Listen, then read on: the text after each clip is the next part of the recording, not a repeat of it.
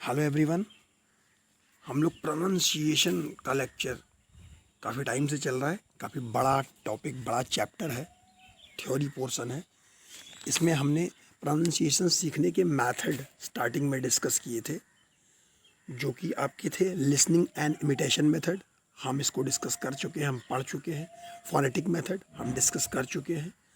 आज हम third method start करेंगे, अदर सब्सिडरी मेथड। मतलब कुछ अलग तरीके से कैसे हम प्रोनाउंसिएशन सीख सकते हैं। There are certain other method that can be employed to teach pronunciation to children like. That means कि कुछ ऐसे अलग तरीके के मेथड होते हैं जिसके द्वारा हम बच्चों को प्रोनाउंसिएशन सिखा सकते हैं। आप अगर टीचर हो तो आप बच्चों को प्रोनाउंसिएशन सिखा सकते हो, जैसे कि स्टूडेंट को समझ में आए।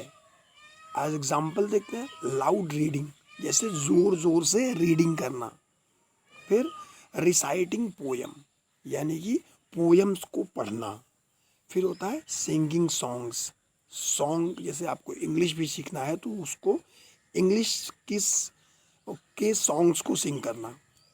Next one is analysis of big difficult word, मतलब जो बड़े या कठिन शब्द होते हैं उनका विश्लेषण करना।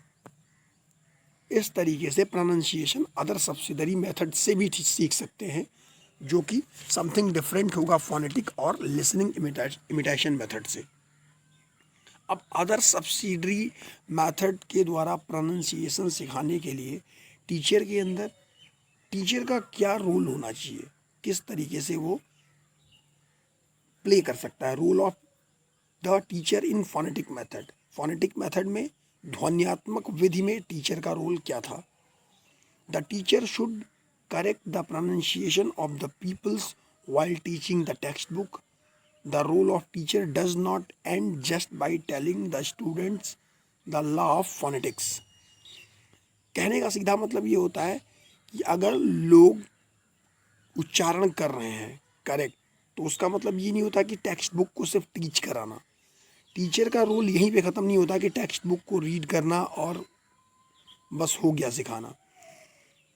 उसका सिर्फ ये भी मतलब नहीं होता कि बच्चों को बताया कि फोनेटिक ध्वनि का नियम क्या होता है, लॉ ऑफ फोनेटिक्स क्या होता है। स्टूडेंट को सिर्फ यही बताना ही टीचर का रोल नहीं होता है। दैट मीन्स ये है, the role of teacher does not end, यहीं पे ख़त्म नहीं हो जाता कि सिर्फ स्टूडेंट को बता दो कि फोनेटिक मेथड का नियम क्या है।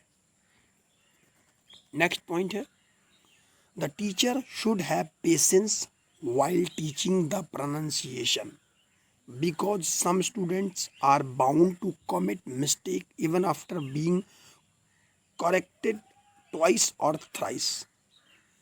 That means कि टीचर के अंदर पेशेंस होना चाहिए, धैर्य होना चाहिए, जबकि वो प्रोनाउंसिएशन सिखा रहा हो।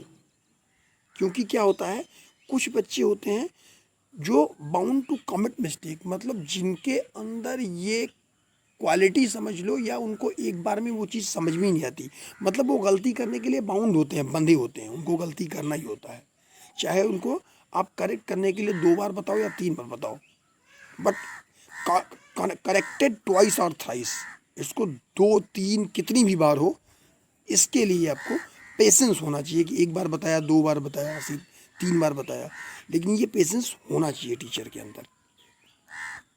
Next point is, if the students continue to mispronounce the word incorrectly, the teacher should prepare the list of such words and then explain it to the student in separate period. That means कि जब student को teacher ने बताया 1 बार, 2 बार, 3 बार, लेकिन फिर भी वो continue mispronounce कर रहा है, उच्चारण सही नहीं कर रहा है वर्ड का, तो टीचर को उसकी एक लिस्ट प्रिपेयर करना चाहिए, उसको लिखना चाहिए एक तरीके से, कौन से ऐसे स्टूडेंट्स हैं, किस सेंटेंस में, किस वर्ड्स में, किस टाइप के वर्ड में एक्सप्लेन करने में उनको प्रॉब्लम हो रही है। फिर उनको सेपरेट पीरियड में, अलग समय की अवधि में उनको फिर से एक्सप्लेन करना, कि ताकि उनको पूरी तरीके से समझ में आ जाए। That should be the role of teacher for, you can say it's about patience. धैर्य होना चाहिए, क्योंकि pronunciation is the best thing in any language. So अगर किसी वर्ड को मिस प्रोनाउंस कर रहे हो, इनकरेक्ट बोल रहे हो, आप आपने ट्वाइस थ्राइस 4 टाइम 5 टाइम कितनी भी बार बताया, तो ऐसे वर्ड्स की लिस्ट तैयार करो और आप क्या करो, नेक्स्ट टाइम पीरियड में उसको एक्सप्लेन करो, जब तक कि स्टूडेंट को या छात्र को समझ में ना आ जाए। Next point is the teacher should himself pronounce the word individually for the below average student if they are unable to follow it with whole class। इसका मीन्स क्या हुआ, टीचर को स्वयं से उस वर्ड का इंडिविजुअली, मतलब एक एक करके लोगों का प्रोनाउंसिएशन करवाना चाहिए। वर्ड इंडिविजुअली प्रोनाउंस, उच्चारण उसका स्वयं से, उसको खुद से एक एक करके, इंडिविजुअली यानी कि सेपरेट, किसी को जो नहीं बोल पा रहा है या जो नहीं कह पा रहा है, जो उच्चारण नहीं कर पा रहा है, उसको स्वयं से उसका प्रोनाउंस करवाना चाहिए।